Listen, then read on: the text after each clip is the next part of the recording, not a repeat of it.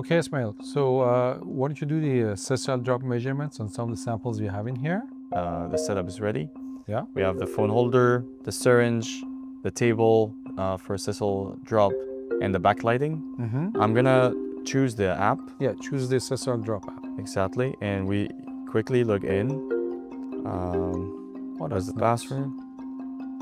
So you can have your individual account there. Exactly, you create your own account and you sign in and you have all the projects that saved from before. Can you start a new project, please? We're gonna add a new project. You can name it here. Let's name it SEIL.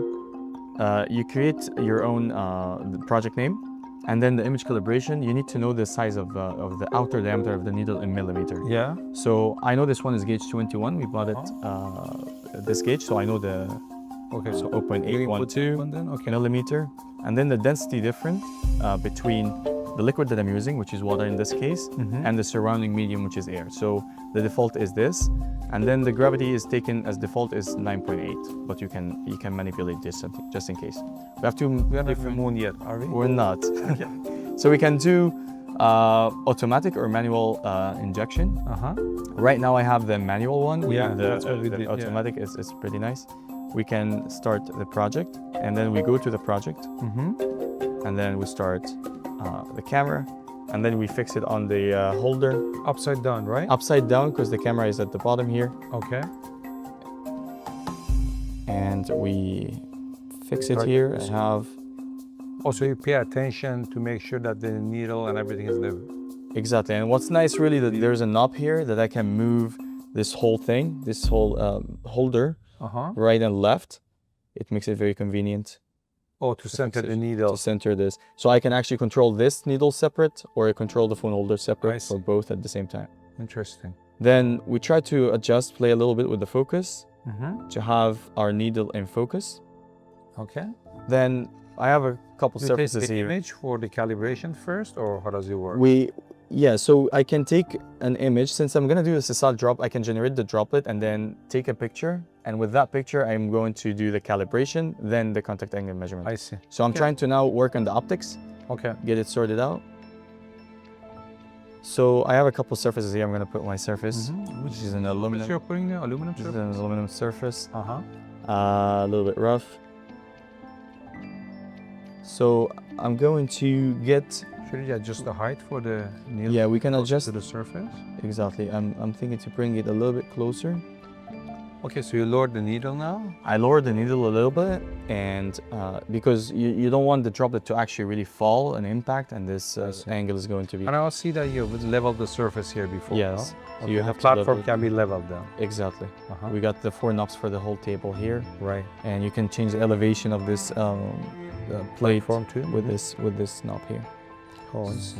So we're going to slowly with the adjustable thread here to create a droplet on the surface.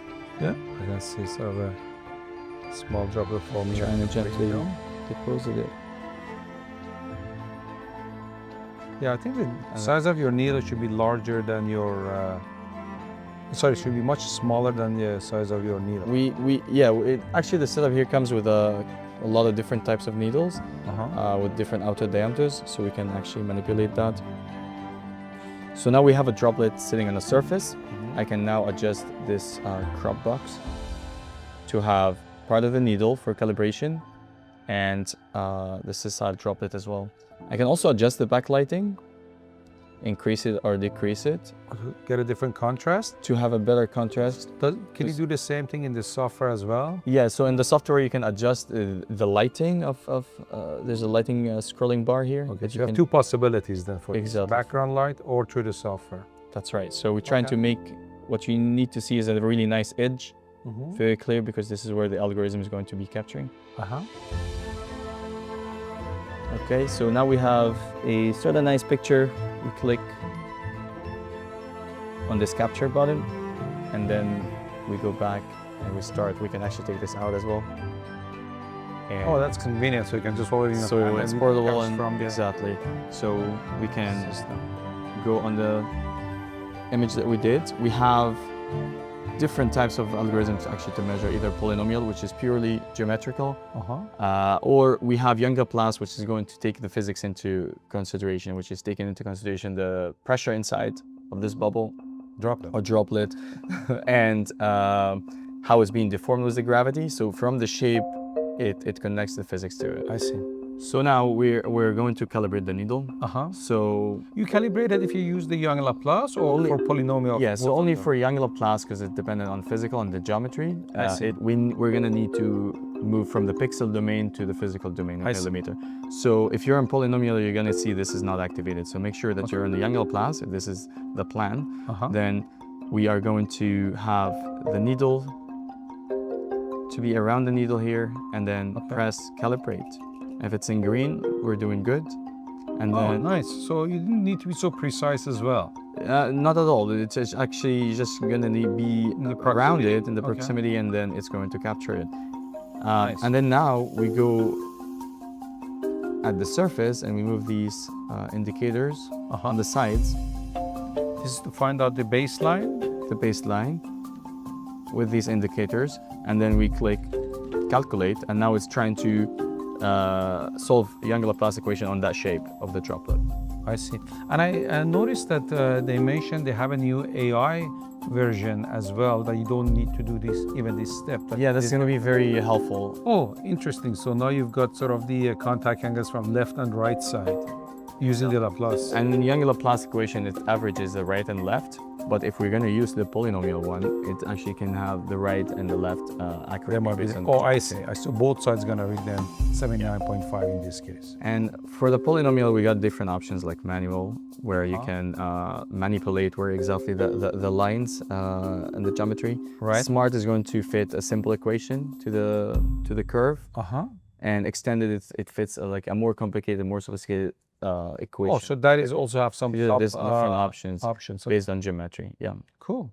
Very nice. Oh, I like it. So it was easy to work with, no? It's very easy, very convenient, very versatile, adjustable. Everything here is adjustable, and I think it's very good for the cost of it. You did the static contact angle measurement, but I know that a lot of standards or a lot of researchers are interested, or people in industry are interested in the advancing contact angle and receding contact angle.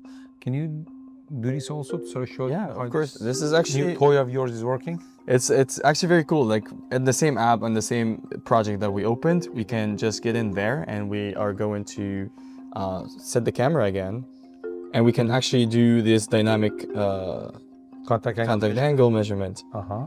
All using the exact same setup. And you can set up the what timing you have for your images. So this is great. We took only one image, one snapshot, but this time we're going to use a feature called multi snaps. So I'm going to take a couple of images within a certain time. A series you can do.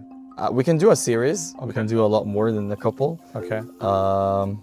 I think the default is like, or the max if you don't have SSD, is 10 frames per second. I see. This is the fastest we can get. That's more than enough, yeah. So I try to get the needle close to the surface because I'm going to be dispensing liquid, increasing the size, make it move on the surface. Right. That's why it's dynamic. So now I have it set it up, adjust the focus again and the brightness. Right. To get the yeah, it's basically almost on the same spot, so we don't have to do a lot of adjustment. Okay. Now I'm going to infuse this. You're dispensing the liquid, yeah? The liquid. And when I'm close, I'm going to start how many images I need to capture within what time duration. Right. So I'm going to say, let's say I'm going to have 30 images within maybe 20 seconds or 20 seconds. Stole my number. Here you go. So now once I hit capture, it's going to start taking the images, and now I'm going to dispense and make sure that I keep increasing the size so it moves on the surface outwards, so it's advancing, and this is going to be the advancing contact angle. So I just make sure that I have enough liquid beforehand, right? So you filled up your syringe. Exactly. That's what I had to do in between. I see.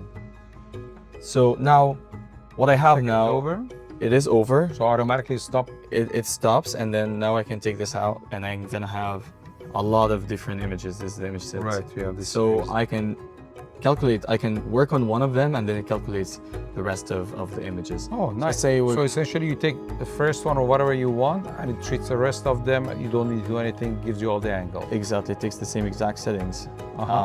Can you this time for the advancing racing use the polynomial? Because last time for static use the Laplace, please. I think in that case, since I have the needle inside the droplet, then I cannot really use Young Laplace is not going to be super accurate because this basically depends on the whole droplet shape profile. However, polynomial, it focuses on the contact line only. The region near the contact geometrical, line. So I can do it with the needle in or out. I see. Okay. So in that you case, have the needle in and therefore you would like to have it in the polynomial analysis. That is right, and in this case, I don't really need to calibrate. I just need to find the contact line, which is manually. You have to give it an approximate where it is, right? Exactly. And in the future, not in the future, actually, in the other version that is available in the AI, you don't need even to do these knowing steps. And then you go into hit measure, and this is going to be the right angle and the left angle. It does not average it like the Young Laplace. I see. So now you have a measurement for advancing contact angle. Right. On both all these measurements that we see in the screen, they are available through a spreadsheet that sort of spits out when we have a series of images like this, yeah, right? That's so right. I don't need to record anything, just all get recorded and I can email it or upload it to a Dropbox or whatever. Yeah, and that's very, very convenient. Okay. Just want to let you something. For your measurements, you really don't need to have the connectivity to the internet or anything. We're doing the whole thing. If you want to send the information somewhere else. Yeah. Otherwise, everything is done locally, right? Everything is done offline, just on the app. All the algorithms are built in on the app. So I'm doing everything offline, unless I want to upload that onto a cloud so I can access it from everywhere. Then that part would require the internet. Yeah. Okay. So that's interesting. So we can do all these contact angle measurements to understand the vector of liquids. But also what we can do here is to get the solid surface energy. For that, depending on which of the methods we use for solid surface energy, there are three different methods existing here. Yeah, we see Neumann's method, Fock's method, or Van Osgood method. We may need to use a number of different liquids. So what it means is you select that method, any of those methods, and according to the protocol for each of these methods, all you need to do is you need to have the syringes that are filled with different liquids, and you make the measurements on this one and the same solid surface. You'll be able then to get the solid surface energy by using the proper methods and just feeding those measurements for the contact angle exactly as you did right now. So that is really very helpful. And I think you use the different app for this, right? You use the surface energy. I use the surface energy app. So you have to get out of the Sessile app and surface energy app. We have app for each one, for the pending drop, for surface measurement, surface tension measurement, the contact angle, the Sessile, and this one for the solid surface energy. Okay. And we have another one for the tilting. That's nice. So we have four apps. We have 4 apps. Yep. Good.